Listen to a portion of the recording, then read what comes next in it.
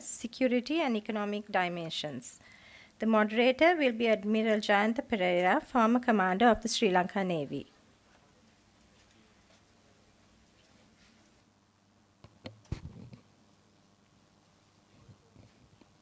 Good afternoon, ladies and gentlemen. I think after a long break, after heavy lunch, we are gathering. I hope our presenters will keep the flow on. And Ambassador Bernard Gunathilaka and members of the Pathfinder, so thank you very much for inviting us today. Pathfinder Indian Ocean Security Conference Phase 3. The second session is on underwater domain awareness, security and economic dimensions. Now, in Indian Ocean, I don't have to elaborate importance of the Indian Ocean today from a keynote speaker and all other speakers also highlighted the importance. But I will mention recently I was in Perth for about 3 weeks back, where the Foreign Minister of Singapore, Dr. Balakrishnan, he mentioned the world's biggest container ship is carrying 24,060 containers at a time. Now, sea is very important to move from A to B, and it came to Sri Lanka also. Now, if you take to transfer all those 24,000 containers, it takes 125 kilometer train to transfer by land. So, ladies and gentlemen, sea is very important. It's paramount important to look after the global commons, space, surface, and underwater as well. So today, normally, generally, what we talk is about maritime domain awareness. That is the normal military sessions, and also very important for the awareness for each country where they have the sea access. That is also our duty, and being a IRA chairman currently, it's Sri Lanka responsibility also. But after 9/11, more emphasis given to underwater domain awareness because of the 9/11 incident. So Americans wanted to have more focus on the underwater domain awareness because of the underwater threat. Now, ladies and gentlemen, if you take the threat perceived underwater, it's starting from World War I, II, that is the Atlantic, Battle of Atlantic. There were some disasters from underwater threat, and also Indo-Pak War, INS Kukri was sunk by a torpedo hit by the Pakistanis, submarines, and also Falkland War and ISS Call. And Sri Lanka, you know that our country had a conflict with LTT, and it was there for last 30 years. Our young officers also there. We had to face severe underwater threats because we are island nation. Most of the things, logistics supply came from sea.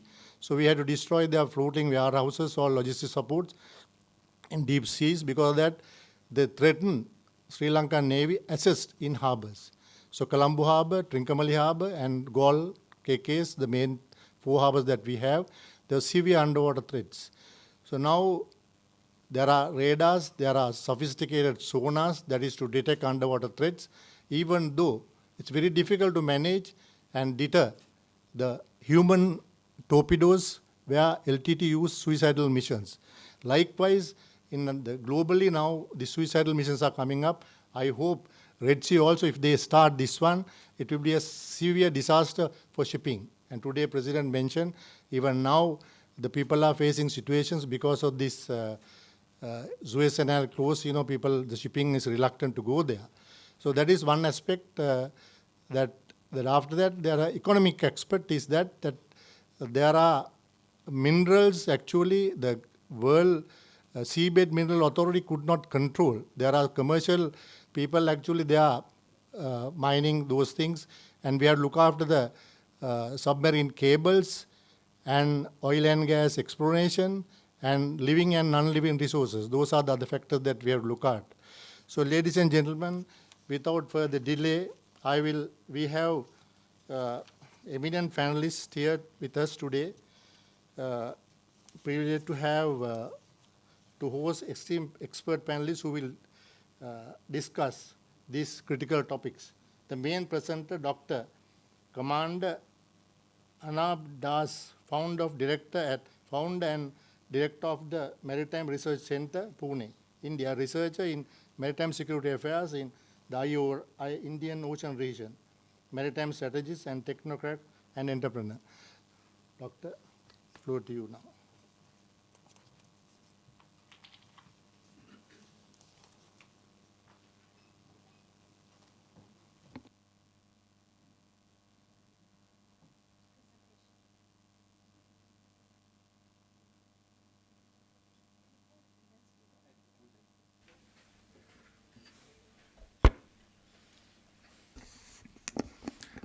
Good afternoon, everybody. This audience is definitely the real warrior to survive after lunch. So thank you very much all for being here.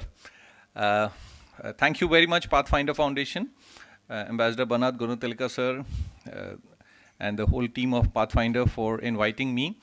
And this is a real way forward for our partnership. I mean, I was here 2 years back, and so happy that it has translated into this particular kind of event.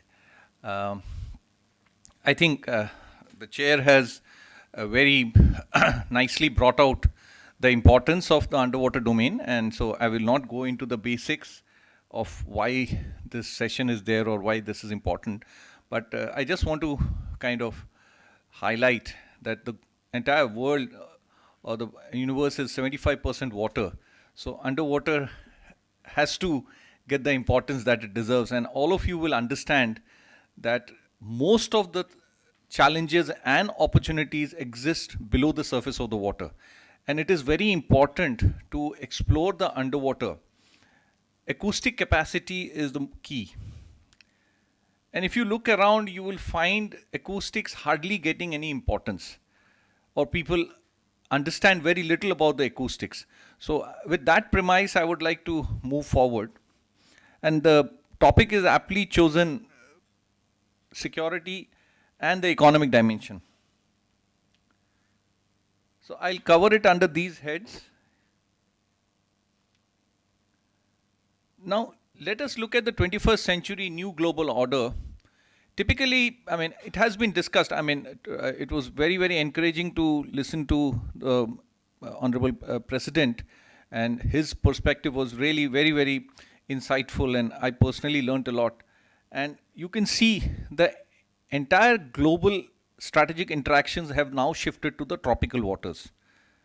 And that aspect has to be really kept in mind when we talk about the underwater, because the technology development, particularly in the underwater domain, happened during the Cold War era. And at that time, the theater of operation was the Greenland, Iceland, UK gap, because the two superpowers wanted to engage in that particular region. So that technology is far different from what is required in the tropical waters. To give you some numbers, a sonar that was tested there gave 32 nautical miles. And the same sonar, when it comes to our waters, the Indian Ocean, gives you 7 nautical miles. So there is 60% degradation of sonar performance. So what is underwater domain without a sonar? Point number one. Point number two is the biodiversity is the richest in the tropical waters. So the opportunities is huge. There is a lot more to be gained, whether it is for the community or even for the corporates. Fisheries, aquaculture, whole lot of things you can talk about. Even the mineral resources, it's massive. So with this, I would like to take you to the next slide. Now we talk about Indo-Pacific. I mean, the Honorable President talked about the various definitions or understanding of the Indo-Pacific. But one dimension of the Indo-Pacific is, by definition, it is the tropical waters of the Indian Ocean and the Pacific Ocean. And unless you understand the UDA for the tropical waters, I don't think we have the right way of moving forward. So the tropical aspect is extremely important. And if you get a deterioration of the sonar performance of the order of 60%, I mean, typically, largely this part of the world has this conventional thinking of importing technology and know-how. It is not just the technology, but we also try and get the deployment strategy also. If your sonar is giving you 60% degraded performance, then how can you have the same deployment pattern? And I'm not just talking about the security. Even there is so much happening in the non-military domain also. Now, the strategic perspective, we have to balance people, economy, and nature. When I say people, I'm talking about the coastal and the riverine community. Many times, our definition of development completely ignores the communities. I mean, we get confused. Whose development are we talking about? So, inclusive governance is something we really need to be worried about.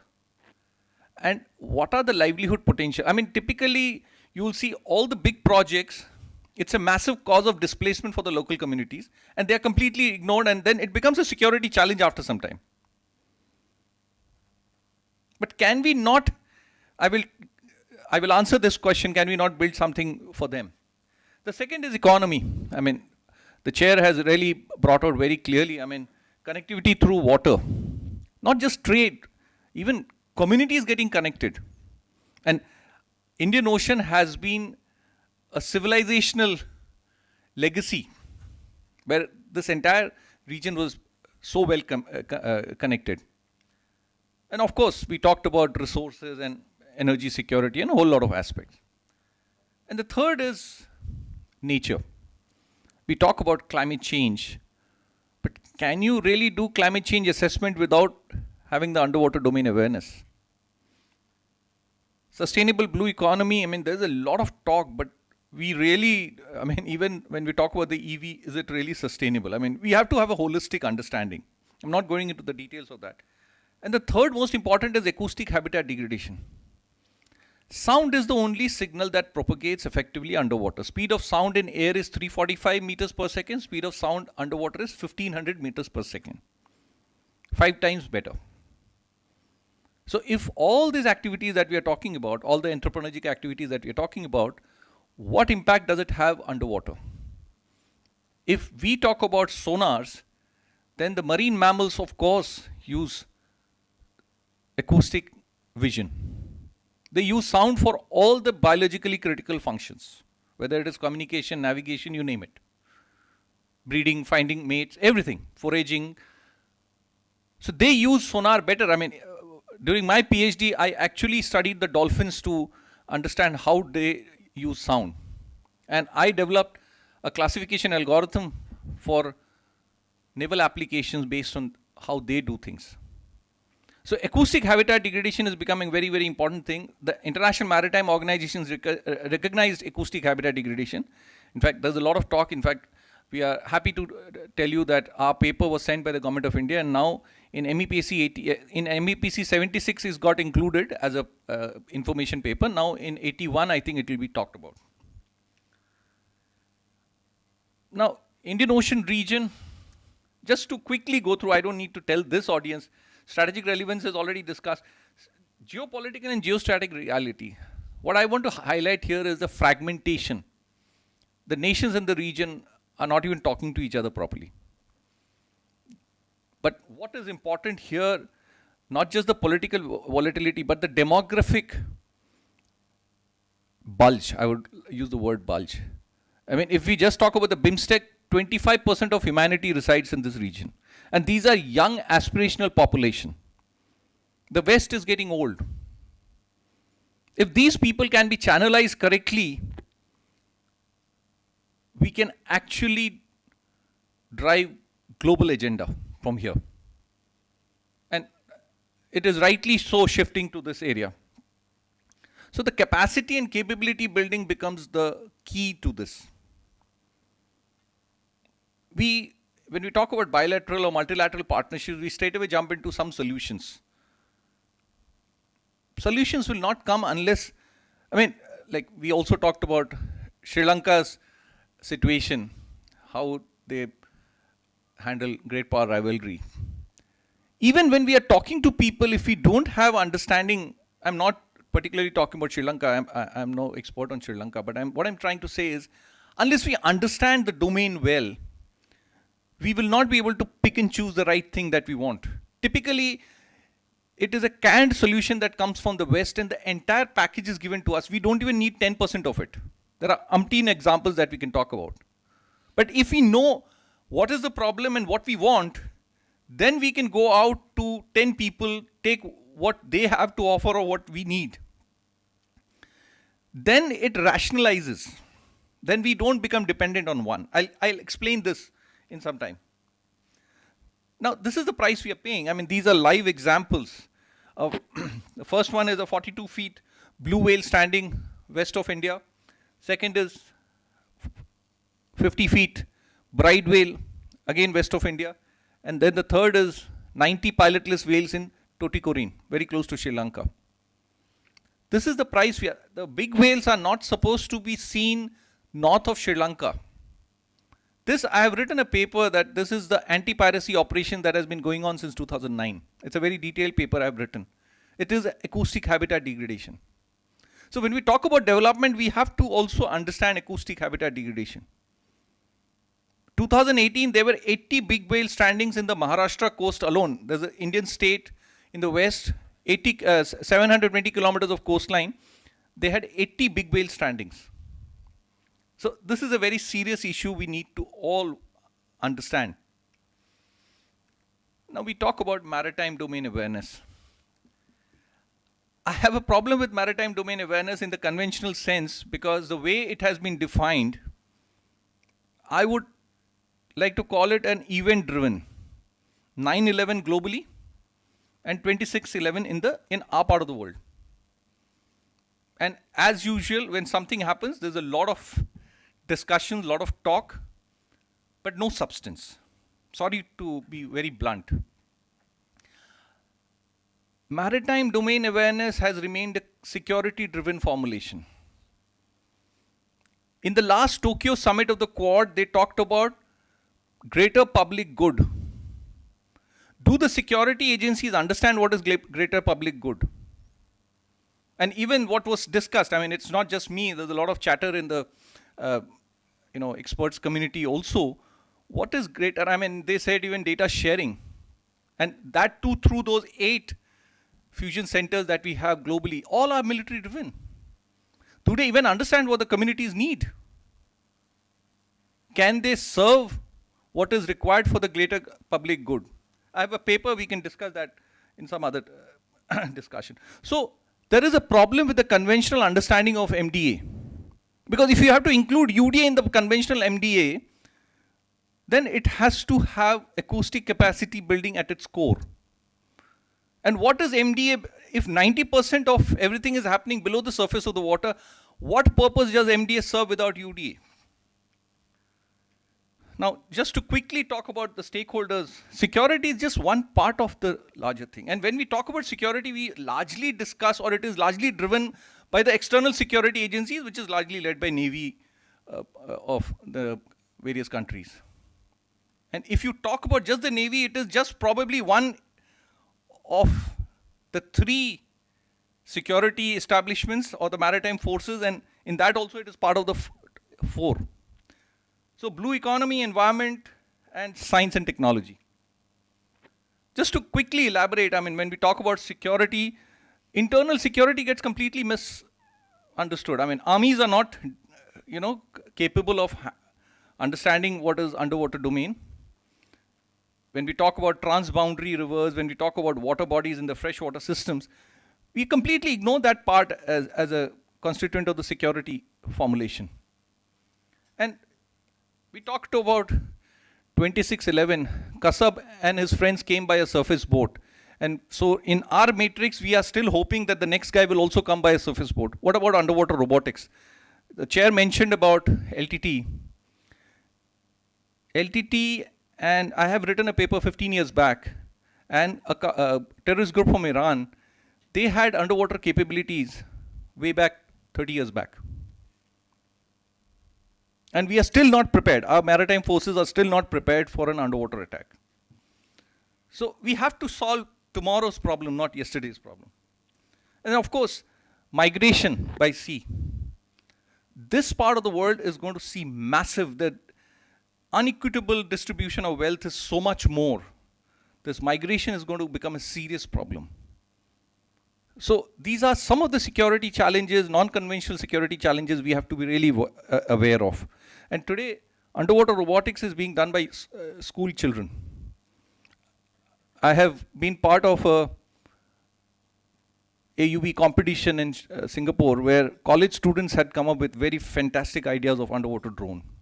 So security establishments have to really understand this. Now, talking about blue economy, of course, Indian Ocean is the hub for energy security. The second picture that you see, food security. We are increasingly looking at the oceans for food security. But what we forget is the fisheries. When we talk about fisheries, there's a Colorado University report which says that since 1996, the fish stock is on the decline. Fish stock globally is on the decline. But the bycatch is of the order of 80%.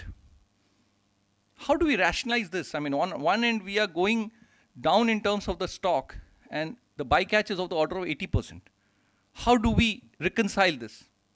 Then, of course, deep sea mining. Now, Chair mentioned about International Seabed Authority. I mean, this is something, I mean, even they are not able to figure out. I mean, the Secretary General was in India, and I was also invited for a round table.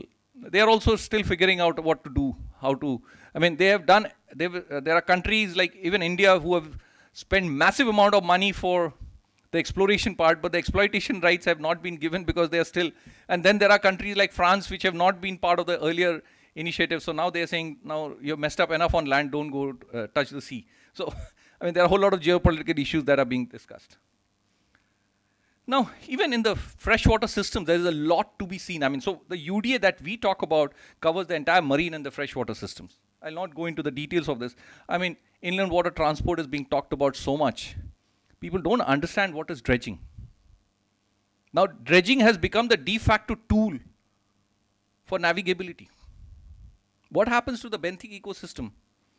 Now, there are ports, I don't want to name, there are very massive ports which have become unviable because of the dredging budget has become far beyond what they can manage.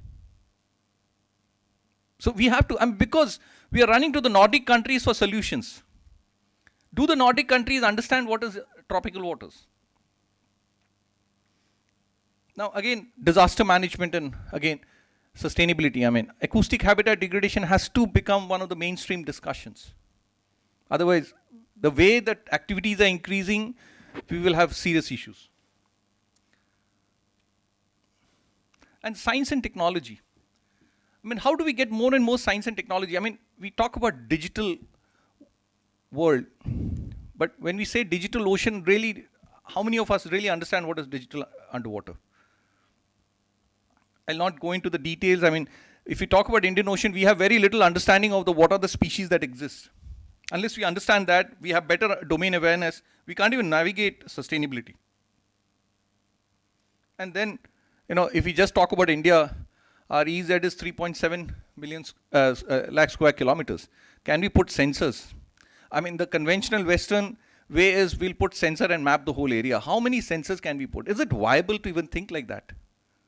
What about modeling and simulation? But that requires a different understanding. So this is the framework. I would request you to pay attention to this slide. This is the UDA framework that we have proposed. What it means is the horizontal construct is the 4 stakeholders that we are talking about. Strategic security, which includes both internal and external security. Blue economy with all the components, whether it is fisheries, aquaculture, everything. Third is environment and climate change, or sustainability and climate change. And fourth is digital transformation. Now, all of them together, I mean, it is particularly important for the Indian Ocean region, which is a tropical water. Unless we focus on the acoustic capacity building, we don't go anywhere. If my sonar is giving me 60% degraded performance, what are we doing? We still are importing technologies. Forget the technology, even the know-how, how to deploy is also being borrowed from them or learned from them. And you can take up any project if it is successful. So unless we do indigenous effort in terms of acoustic capacity and capability building, we are not going anywhere. And this is where the regional powers have to come together, find an indigenous solution. The second is the vertical construct. We have very little understanding of our conditions. So a lot of sensing and the entire framework from the West, whereas our conditions are totally different. Even policy, when we get from there, or the complete deployment pattern, we can only keep giving waivers and forget what's actually going on the ground. Now, just to dissect the bigger UDA framework into smaller portions like underwater radiated noise, just to give you an example, underwater radiated noise is very important for the Navy in terms of, we call it acoustic stealth, right? We don't want to be detected and we want to detect quickly. Second is acoustic habitat degradation.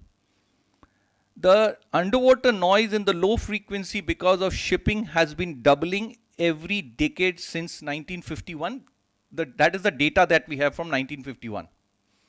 But experts say from the pre-industrial era, after the Industrial Revolution. And even if you just look at the data, in spite of all your technological advances, the shipping noise has not reduced because that has never been the priority area. It is only now. I mean, even in UNCLOS, they have talked about, sorry, not UNCLOS, UNDP, they've talked, way back in 82, they've talked about hazards of underwater noise. But nothing has happened. IMO in the Kobe Convention in 2002, they first time took it as an agenda item, and now also it is being discussed. Because there is no lobby to push. I mean, if you just compare it with the Ballast Water Treaty, there is no lobby to push this. So it is just going on as a discussion. And even when our paper was being processed, I mean, we were being a shipping community. It took me 1.5 years to get that paper processed. I mean, of course, government systems have their own time, but I mean, we were being seen as an enemy to that community. I mean, I had to go to individual members to convince them that whatever your concerns are being addressed. Other part is sediment management. I mean, there are so many examples I can take. I've just taken 2 of them. Sediment management. The sediment transport pattern in the tropical waters is completely different from the temperate and the polar region. No waterway navigation can happen. Even our coastal navigation cannot happen, or even our port management cannot happen unless you understand the sediment transport pattern. So if we understand and get that capability, it will serve everybody. This is what is pooling of resources and synergizing of effort. The entire UDA framework. Now, how do you get it done? User academia industry partnership, or, you know, I mean, I'm just taking an Indian case, but I think this is relevant to any country in the region. There are already schemes, Make in India, Skill India, Startup India, Digital India, and even other countries, multilateral forums, bilateral forums have all of it already built in. You don't need any new schemes to implement UDA. And these are some of the specific core requirements or expertise that are required. So moment you are able to take care of all of it, the output of this funnel is policy intervention, technology intervention, and capacity and capability building. That's the whole UDA framework all about. And it will serve all these stakeholders that are mentioned. Sediment classification for whether it is water resource management, you can name it. Whole lot of stakeholders can be served. And port management, oil and gas, inland water transport, everything is underwater search and recovery. Marine spatial planning. I want to put special mention on this. I mean, the whole digital transformation in the underwater domain. This map, this is what went to IMO, is built out of the AIS data. The entire Indian Ocean region is seen here. The entire region was divided into smaller grids, 1 lat long. So it's about 12.5 kilometers by 12.5 kilometer grid. We picked up the shipping data from AIS, built the underwater noise generated by each ship. Each grid was taken as one single unit. Then the entire tropical channel was mapped or modeled. And then you get the underwater noise because of the shipping in the region. And you can see it matches to the realistic thing. But this map can be used, not only that, you know, I'm not here to say that stop shipping, but you can definitely, I mean, this is, you can see post the piracy, the whole shipping lane has shifted and the impact that it has on the acoustic habitat degradation. So I'm not saying you can stop, but with this kind of data, this is real-time data. The AIS data comes every 5 minutes, so this can produce, I mean, today computational capabilities are quite significant. This gives you a map which is updated every 6 minutes. With this kind of finer data, I mean, at least during the ecologically sensitive months for certain species, you can divert the shipping, or you can have policymakers can take decisions when you have such data available to you. There are naval officers, you can even do your submarine deployment with this kind of data. Any underwater deployment can be done through this. What I'm trying to tell you is, you develop the capabilities, so many stakeholders can benefit. And I have a problem when the Navy say, I've been a naval officer myself, that data is sensitive. So let me tell you, so much data is available. If somebody understands the domain, so much is available without you sharing the data. So don't create this bogey of data security. If you do not cooperate, you will not get solutions for yourself also. Now, the UDA framework, policy intervention, we have to get into a proper policy framework, right? I mean, what UNCLOS says and a whole lot of things, and then it translates to regional forums, bilateral relations, and then also SOPs for organizations. I mean, it has to be done with a data-driven and with much better understanding. The second is technology intervention. I think MSP would be the most critical technology intervention that is required. It will serve everybody. I mean, we have even built an underwater tool, digital tool for shrimp farming, for seaweed farming, for common carps in the freshwater systems. Because it's only underwater parameters that are going to make sure the growth of these species. So once you understand the whole digital domain, you can do so much more. Translating every parameter into once it comes on the digital platform, today there is enough data analytics capabilities available. And of course, we have to do field validation for the tropical waters. And these are all homegrown. This is not, I mean, for us, even we don't use a software, we write the program, we code it ourselves. And acoustic capacity and capability building. We'll quickly take few examples. Now we need to dissect, when we say UDA, what does it mean? How will you implement it? I call it to see, to understand, and to share. What is to see? It is the hardware, it is the sensor and the platform which will carry the sensor to the desired location. Now this is to dissect. When you want help, when you want to collaborate, or when you talk about partnership for what? It is not the entire package and I just need the 10% of it. So the sensors, platforms, whatever, I mean, it can be a static platform, it can be a moving platform. To understand is the key. It includes the entire digital analysis, right from pre-processing, processing, and the post-processing. Now, this is where we have to have a complete control, otherwise we have a strategic compromise. If the understand part is completely outsourced, you're finished. We give away everything that we call of strategic importance. And the third is to share. How to make it available to the user in real time for actionable input. Whether it is a policymaker who needs to take in certain policy decisions, or an operational level, or even for a common person. Now, to a fisherman, you can't give him a display, right? You have to give him a mobile app. Today, everything is possible. And how do we customize that? I mean, we've done this for shrimp farming and seaweed farming, as I mentioned. He needs specific input, whether it is a feeding cycle where his intervention is required and what intervention, it should be very specific. Now, this is where I call that this region, Indian Ocean region can, I mean, even Sri Lanka has got young population, aspirational population, and they're very, very intelligent. And India, of course. We have built the complete framework. Now, this is where it is important. What I showed you there, it is not about just deploying sensors to collect data. You first model it. I mean, the picture that I showed you, modeling and simulation has to be the basis for MSP. You model the whole place. You do field validation only in specific location. Then only it is viable. Otherwise, how can developing countries pay that kind of money? It is not affordable. It is not viable. And of course, the source path receiver model, specific to every application we have to build. And when the tropical water is behaving in such a unique manner, we have to map that. And our application has to be extremely specific. So the Americans had started talking about the shallow water acoustic measurement, SWAMS exercise. Now, SWAMS across the world, I mean, I just want to give you a sense of how the UDA has evolved across the world. You know, the SOCIUS was probably the first system.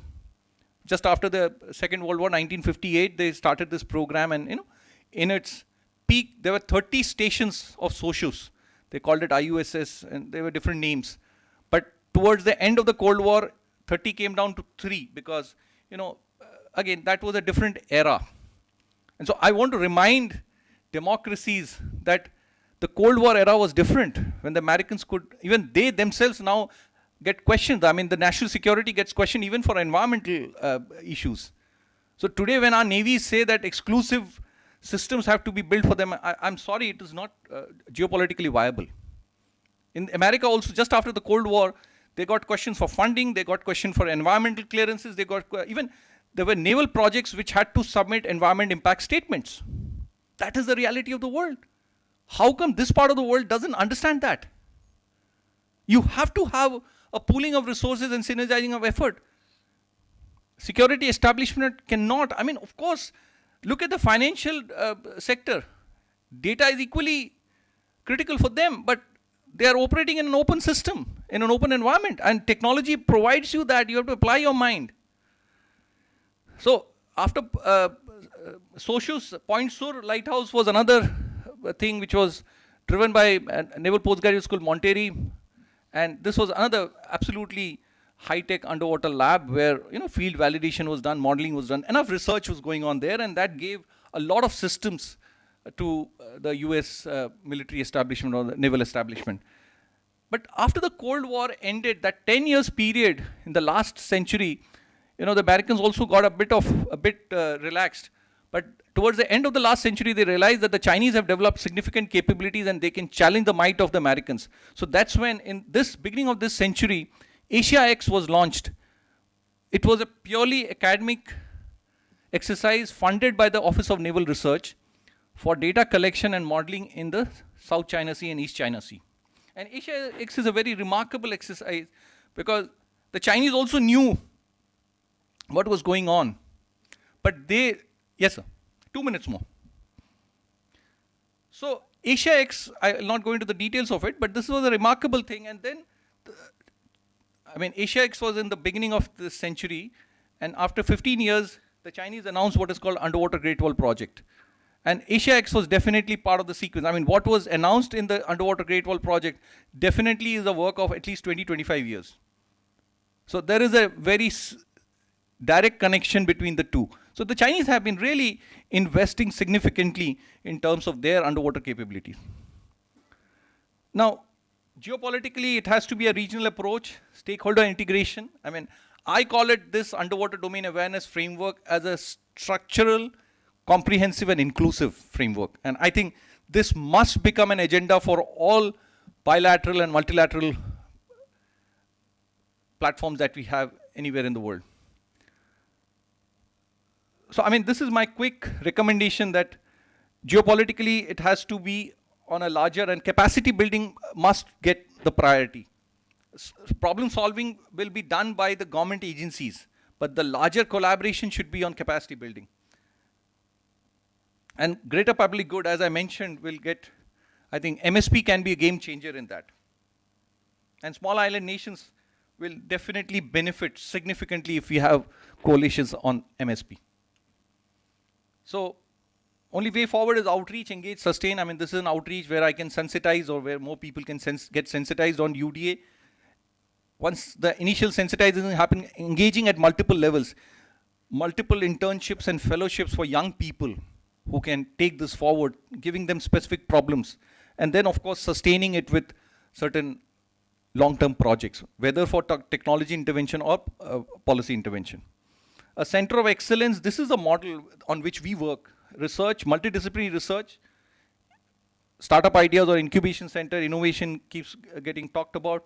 Each of those blocks that you see in the UDA framework can be populated in each one of them. And of course, skilling. I mean, many people, I mean, I can talk about even naval officers do not have the understanding of the local conditions. Academic centers, there has to be, in academic institutions, I don't see a single institution which has acoustics as a program. and strategic center. So we run this platform, my last slide, UDA Digest, if you go, just type UDA Digest, you will get, there are more than 100 articles which, gives you a sense of the different dimensions of UDA. There is a knowledge center, there are 150 research notes, and we are now started populating the innovation notes and also case studies. It is under the Harvard University model where, real world problem solving is given in a proper way. And then we have a UDA dialogue page where there's we have done a lot of programs, all that audio video is available, expert talks are there. And then this is the last one, is the learning center. We have made a series of e-learning modules, 10 of them, they have been uploaded in the Indian government website, but to sensitize all the bureaucrats and diplomats, but also it is available to anyone who is interested, you can write to us. And this is going to be populated by another series of 6 more e-learning modules, each of them having 15 sub-modules. So this is the marine spatial planning platform we have built. This is a complete digital tool. You can actually solve every problem here. I mean, you can just click and you will get a map for that. The entire thing has not been populated, but this is the comprehensive work that we are working on. I mean, you will get, for each of the applications, you can click and get what you want. I mean, this is a real-time tool that has been built. I think I will not spend too much time. This is the last slide for your consumption. I think I've explained everything. Thank you very much. Thank you very much, Doctor. Very comprehensive presentation, and you covered a lot of technical points, SONA and biodiversity. I also agree, sharing of data is very important, not keep it in isolation. So next, our panelist is Rear Admiral Dimuthu Gunawardena from the Navy, former Acting Director General and Director of Communication and Publications at the Institute of National Security Studies, Sri Lanka, specialized in naval communicator with vast experience in regional maritime security matters. Dimuthu, floor to you, please. Thank you very much, sir, for your kind introduction. Good evening to all of you, members of the Diplomatic Corps, distinguished guests, ladies and gentlemen. Let me firstly thank the co-chairs of the PFI OSC Phase 3 for organizing this very timely and valuable discussion, and also to Chairman of the Pathfinder Foundation in Sri Lanka, Ambassador Bernard Gunathilaka in particular, for giving me this opportunity to address this August gathering. Within the greater scope of maritime domain awareness, however, underwater domain awareness is a new and emerging concept that has stimulated the interest of maritime analysts all over the globe. It rests on the idea that modern-day technology has rendered the sea transparent, making it possible for maritime agencies to track undersea activity. The technologies that underpin the concept are in the early stages of development, and naval planners are still grappling with its numerous challenges and dimensions. As you already heard, the degradation of sonars that we get from, and other equipment that we get from the West is not at all suitable for our tropical waters. So adequate understanding of the underwater domain is also crucial to build and maintain Sri Lanka's historical commitments to keeping the Indian Ocean a zone of peace. The Indian Ocean as a zone of peace was a declaration initiated by Sri Lanka at the 26th UN General Assembly in 1971, envisaging the great power rivalries both in the surface and underwater domains of the Indian Ocean. Then, that was between USSR and USA, and now. A few minutes ago, Dr. Das has quite rightly pointed out that acoustics is the most effective means for underwater domain awareness. And as mentioned, we hardly see acoustic capacity and capability building in the larger MDA initiative. And he mentioned about 4 main stakeholders, which include strategic security, blue economy, sustainability and climate change risk management, science and technology. Now in my presentation, I will look at the Sri Lankan perspective of mainly 2 stakeholders, the strategic security and the blue economy, which includes science and technology as well as up to a certain extent. The importance of knowing the activities that are taking place in the country's ocean space is a very critical factor in ensuring maritime security and thereby national security. The Sri Lankan ocean space comprised of an EEZ that is 8 times larger than the land, and the claimed continental margin around 21 times larger than the land, and a search and rescue region about 27 times larger than the land area.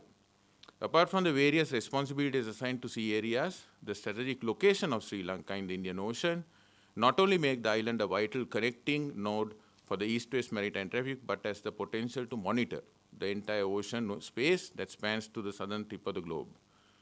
By every means, it shows that it is a huge area to conduct effective surveillance by utilizing assets and sensors to prevent the ocean space used by illegal actors and also to ensure it is not exploited by others. Having fought and won a separatist war, as mentioned by the chair, which lasted for over 3 decades and bringing peace to the country in 2009, the Sri Lanka Navy had many experiences in fighting LTT Sea Tiger Wing, which included an underwater attack group that was successful in destroying many ships and craft with underwater suicide saboteurs, a few submersible vehicles, and various types of sea mines. Realizing the geopolitical context in the Indian Ocean, which impacts Sri Lanka, the Sri Lanka Navy expanded its fleet considerably to a blue water capability from what it was, and began commissioning larger fleet assets equivalent to patrol frigates, which is termed as advanced offshore patrol vessels. However, the sensors and platforms the Sri Lanka Navy is in possession today is only capable of conducting maritime surveillance on surface. Apart from this limited capability, we are completely blind on subsurface activities that take place in terms of submarine operations. Though being an island nation, the country itself has a very little understanding on the ocean, its resources, threats, and generally on the maritime and underwater domain to improve the island's engagement with the sea. Therefore, we have to urgently build capacity for undersea awareness and overcome the maritime blindness that we experience today. This is not only important to detect submarines, but also to monitor vital undersea data cables which connect the island to the world, as a treaty obligation since Sri Lanka is a signatory to the UN Convention of the Law of the Sea. Notwithstanding above, with respect to acoustic capacity and capability building, the Navy has been training personnel, both officers and sailors, on anti-submarine warfare since the times of Royal Ceylon Navy in friendly countries like India, Pakistan, and Bangladesh. And hence, the Navy is in possession of qualified staff amounting to approximately 100 officers and about 2,500 sailors at any given time to operate ASW anti-submarine warfare equipped platforms. Meanwhile, the Naval Research and Development Unit, which is the Marine Wing functioning under the Center for Defense Research and Development of the Ministry of Defense, is also carrying out extensive research work on a project to indigenously manufacture an underwater acoustic sensor array with some limited resources in order to detect submarines, underwater vehicles, and intruders. Sri Lanka Navy in the future will look at ways to expand additional capabilities to existing ships where possible, like the possibility of including systems such as towed array sonars on existing frigates. Plans are also underway to purchase a Reliance-class US Coast Guard cutter in mid-2025 with complete ASW capabilities, which will enhance the UDA of Sri Lanka Navy considerably for the first time. So today we just heard from the US ambassador that the fourth one is also in line. So fourth one will also have ASW capabilities. So gradually we will build on ASW capabilities. Having said that on security, let's look at UDA and its economic dimensions. Despite the fact that Sri Lanka is aligned with a number of international initiatives, including the 2022 UN Biodiversity Conference of the parties to the UN Convention on Biological Diversity, COP15, the Indian Ocean Rim Association, the UNDP, and the UN Food and Agriculture Organization, it seems that countries' sustainable blue economic investments are largely absent from the global disclosure on blue economic development on considering Sri Lanka's ocean economic contribution to the national economy in comparison to other maritime countries such as Bangladesh, which has relatively small maritime zone than Sri Lanka. So let's look at a few initiatives where Sri Lanka has made progress in this context. Fisheries. Taking into consideration Sri Lanka's exploitation of the blue resources, the fishing sector brings in a significant amount of foreign exchange, contributing to 2.7% of the country's gross domestic product. Sri Lanka being an island nation, the level of exploitation of pelagic fishery resources, that is coastal fisheries with 10 to 100 meters depth of water, is much high and accounts for a major portion of food security in Sri Lanka. As the fishery is more economical and of high nutrition value, overfishing is rampant in certain areas, and it needs to be regulated before such fish stocks diminish from our waters. In order to estimate the fishery stock availability surrounding our coastal waters, the methodology used earlier was the physical calculation of fish catch at landing sites which are over 900 with large fishing communities, making this method cumbersome and impracticable.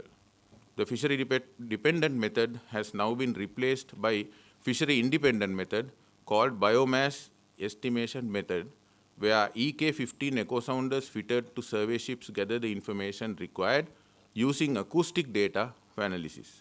Hence, precise baseline information is now obtained on fishery stocks availability, and in the future, more sustainable fishing harvest could be expected once restrictions and regularization of fishing takes into effect. When it comes to hydrography, the National Hydrographic Act number 7 of 2024 came into force just at the beginning of this month on 2nd February. So one of the objects of the National Hydrographic Office established in 2023, December 23, is to improve hydrographic survey techniques, data processing methods, and technologies used in the field. The office is empowered to provide necessary consultancy and other assistance for the development activities, including laying of pipelines, undersea cable systems, and establishment of mineral extraction wells, and to preserve data and information regarding such activities. The office shall also create and manage and maintain a database of all hydrographic survey data, marine data, and hydrospatial data collected. Taking technical safeguards is also responsibility of this office. So legal green light given for revenue generation from nautical charts, that is electronic navigation charts and nautical publications, as it is within the jurisdiction of the respective coastal nation as per International Hydrographic Organization standards.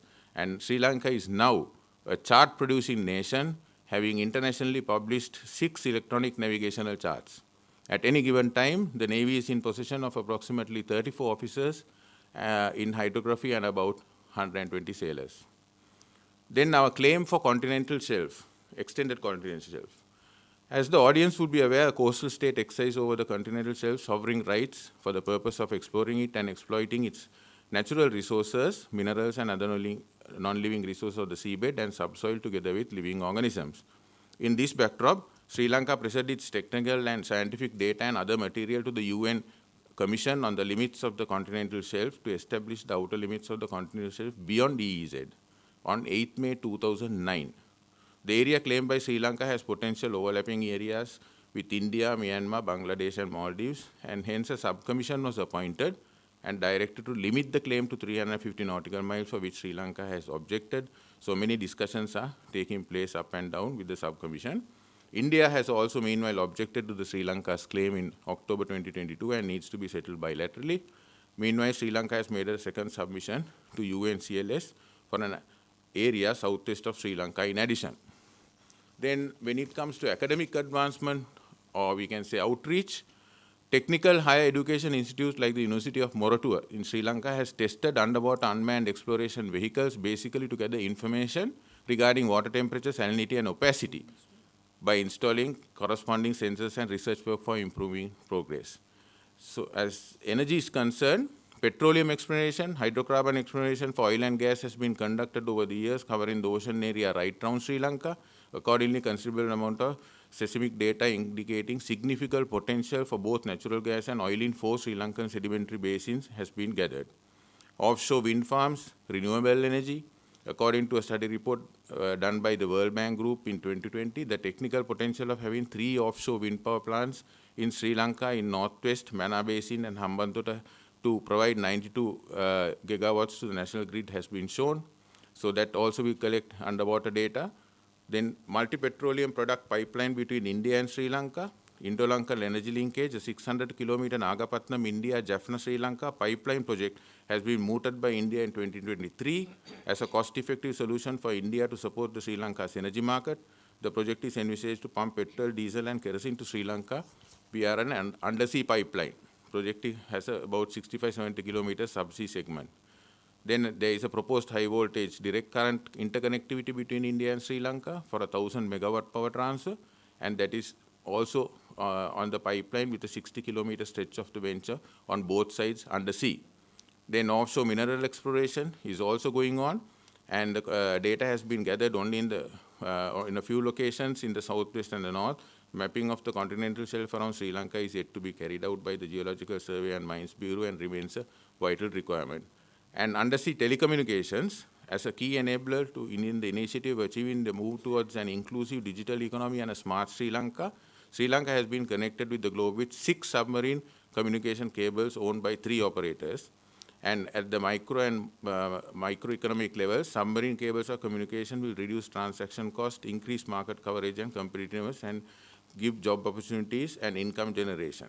In addition, it will foster economic growth and development through affordable, reliable, and seamless global communications.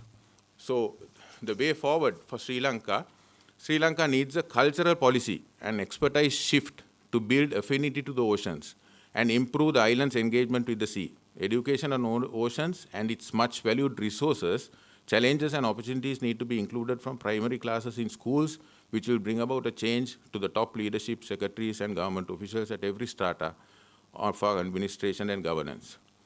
Continue allocation of budget for underwater domain awareness at all sectors in order that an institutionalized framework could be initiated at all levels: security, academic, fishery, energy sectors, etc.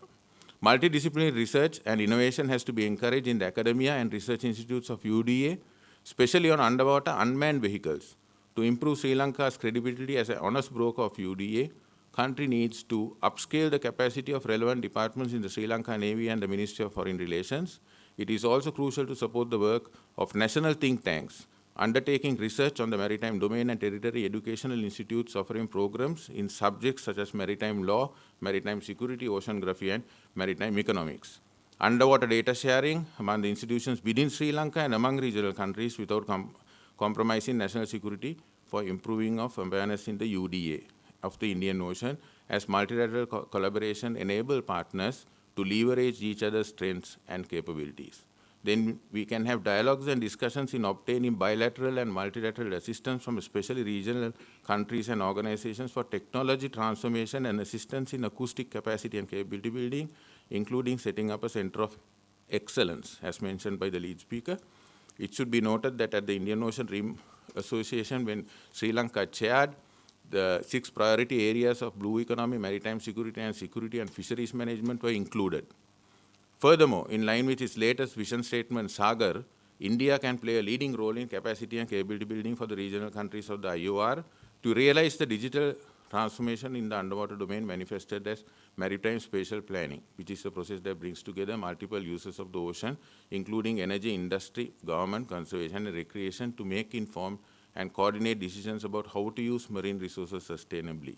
The good news is that UNDP, together with the government of Sri Lanka, has recently conducted the high-level stakeholder consultation on developing a roadmap towards maritime spatial plan, which is expected to be launched in the coming months.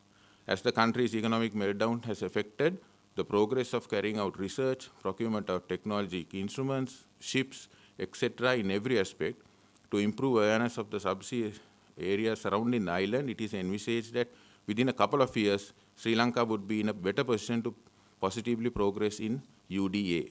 A viable proposal would be the government to establish a government focal point to oversee and manage Sri Lanka's blue resources through maritime spatial planning, the oceanic tool for a sustainable management of maritime areas. Thank you.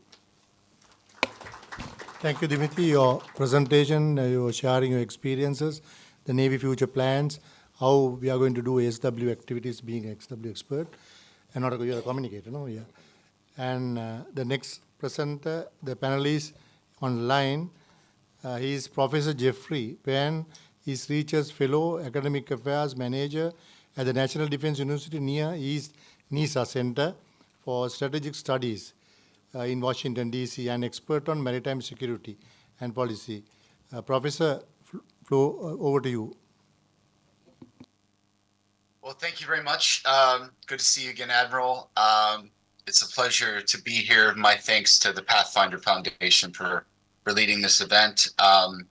And I honestly am in very august company. I think all of the panelists I've probably forgotten more about the maritime domain than I could possibly ever learn. But I will do my best to provide some comments and from a vantage point here in Washington. With the normal caveat that I'm here on my personal capacity, not my hat with the NISA Center. So my views, but let me start by saying a lot the DOS related to not only the importance of UDA and how it is a sort of something that everyone is jumping into and starting to pay attention to, but there's not a systematic really rolling up the sleeves, so to speak, on approaching it systematically and cooperatively and in consultation among not only state stakeholders, but among all the various stakeholders throughout the private sector, academic community, and so forth. So the kind of initial point I wanted to, at least the vantage point of the United States, is that for us, UDA is an indication of essentially a problem set when it comes to the comprehensive challenge of domain awareness in general, not even going into the underwater realm, but just understanding what's happening in the world around us, building engagement around that knowledge, and then therefore developing policy and approaches from that accumulation of data. The US has recognized that in a lot of ways the toothpaste is out of the tube, so to speak. So concepts like maritime domain awareness in general, which has rightfully been pointed out, has traditionally been the purview of security services, the Navy, Coast Guards, other maritime constabularies, is no longer the case. There are not only a host of private interests from fishing communities, the shipping industry, scientific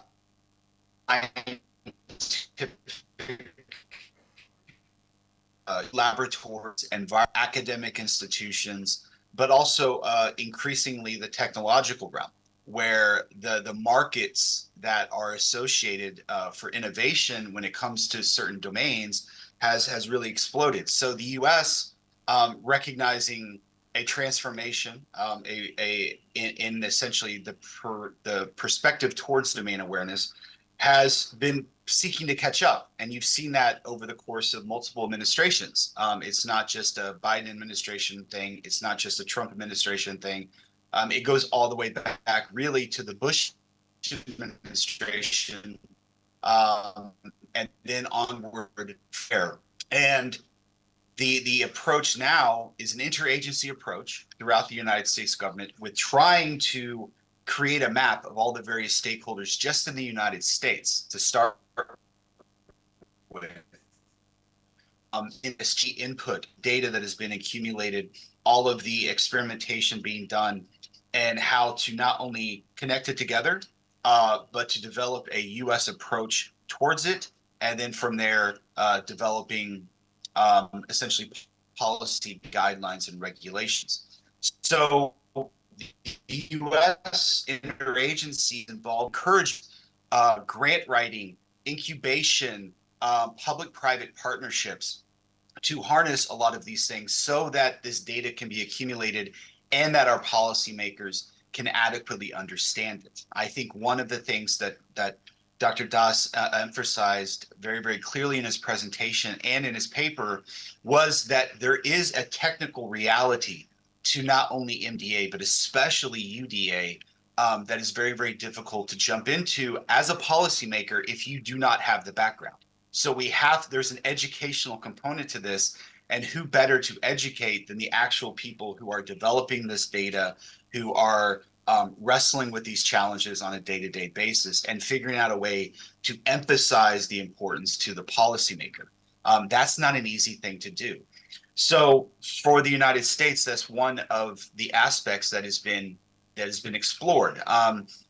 inside the Department of Defense itself, many of you have probably heard mention of the Defense Innovation Unit, which is an institution that was set up for a whole variety of reasons, but they're very, very involved in the development